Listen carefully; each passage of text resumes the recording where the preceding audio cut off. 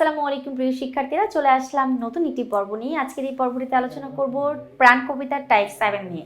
Type 7 আছে অভিন্ন তথ্যভিত্তিক প্রশ্ন উত্তর। চল আমরা এক নজরে দেখে নিই। আচ্ছা, 56 এবং 57 নম্বর প্রশ্ন উত্তর দেব আমরা। উদ্দীপকটা পড়ি।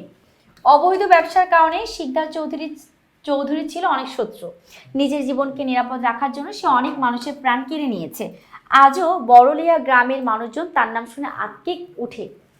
প্রাণ কবিতা উল্লেখিত কোন বিষয়টির উদ্দীপকে পাওয়া যায়? দেখো, মর্তপ্রীতি। আচ্ছা, মর্তপ্রীতি বলতে দেখো, একজন ব্যক্তি এত মানুষের প্রাণ কেড়ে নিয়েছে বিধায় তাকে মানুষ মনে রাখছে। তো এই মনে রাখার যে ব্যাপারটি, সেটা আমাদের প্রাণ কবিতার ব্যাপারে মিল আছে। 56 ক। এবার আসি আমরা 57তে। উদ্দীপকে শিকদার চৌধুরী এবং প্রাণ কবিতায় কবির দুজনেই মানুষ মনে রাখলো, তফাৎ হলো। দুজনের মধ্যে পার্থক্য আছে। শিকদার সাহেব একজন খারাপ ব্যক্তি ছিল, মানুষ ভয়ে তাকে মনে রাখে। আর অন্যদিকে কবিকে মনে রাখে মানুষ ভালোবেসে। তো এখানে কি হতে পারে? সৃষ্টিকর্মে, চেতনায়, মানুষের প্রতিক্রিয়ায়, তিনটাই ভিন্নতা আছে। তো উত্তর হচ্ছে আমাদের 4 নম্বর, 57-4। আমরা এবার যাব পরবর্তী প্রশ্ন নিয়ে আলোচনা। 58 এবং 59 নম্বর প্রশ্ন দিব এবং সেটার একটা উদ্দীপকও আছে, সেটা খেয়াল করি আমরা ভালো করে। চিত্রকলার ইতিহাসে মাইকেল অ্যাঞ্জেলোলা মহান একজন ব্যক্তিত্ব। অসম্ভব প্রতিভাবান ও সৃষ্টিশীল মানুষ হলেও জীবদশায় তিনি তার ছবির জন্য মানুষের কাছে যথাযোগ্য সমদর পাননি। বর্তমানে তিনি বিশ্বের অন্যতম শ্রেষ্ঠ চিত্রশিল্পী হিসেবে গণ্য। উদ্দীপকের উল্লেখিত বিষয়টি প্রাণ কবিতার কোন চরণটি বিপরীত ভাব প্রকাশক? সঠিক উত্তর হচ্ছে মরিতে চাই না আমি সুন্দর ভবনে না, তোমাদেরই মাঝখানে লোভী যেন ঠাই।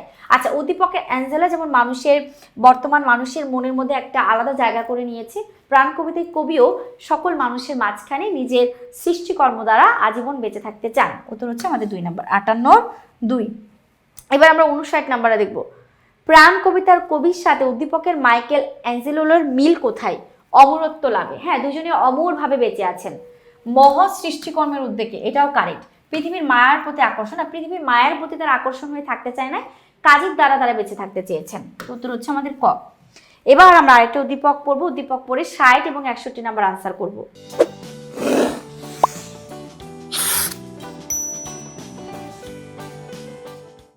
মৃত্যুই শেষ কথা নয়, কর্মের অস্ত্রে তারে পরাজিত করা যায়। আমার বুকে যে গান, তার কোনো শেষ নেই। খুব সুন্দর একটা কথা।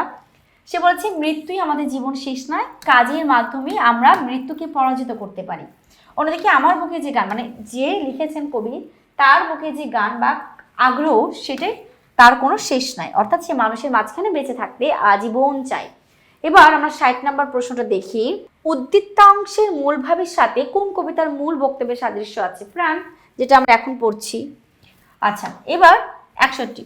উভয় কবিতার সাদৃশ্যের দিকটি হলো কর্ম মানুষকে বাঁচিয়ে রাখে, অমরত্ব প্রত্যাশা থেকে আসে, কর্মের মাধ্যমে মৃত্যুকে পরাজিত করা যায়। আচ্ছা, এখানে আমাদের সঠিক উত্তর হচ্ছে 1 ও 3। হ্যাঁ, তার মানে 2 নম্বরটা। অমরত্ব প্রত্যাশা থেকে আসে না, অমরত্ব প্রত্যাশা থেকে আসে না। মানুষ যদি ভালোবাসে পৃথিবীকে, মানুষের মাঝখানে যদি জায়গা রাখতে চায়, তাহলে অমরত্ব থেকে তার এই সফল ধারণা আসে। উত্তর হচ্ছে আমাদের খ নাম্বার, 61-র খ। এবার যাবো আমরা 62 নম্বরের জন্য আমাদের একটা প্রশ্ন আছে, উদ্দীপক আছে, আমরা পড়ি। মোর নাম এই বলে খ্যাত হোক, যেন আমি তোমাদেরই লোক। ওকে, মানুষের মাঝখানে সে বেঁচে থাকতে চায় তার সৃষ্টিকর্মের মাধ্যমে, তাদের কাজের মাধ্যমে।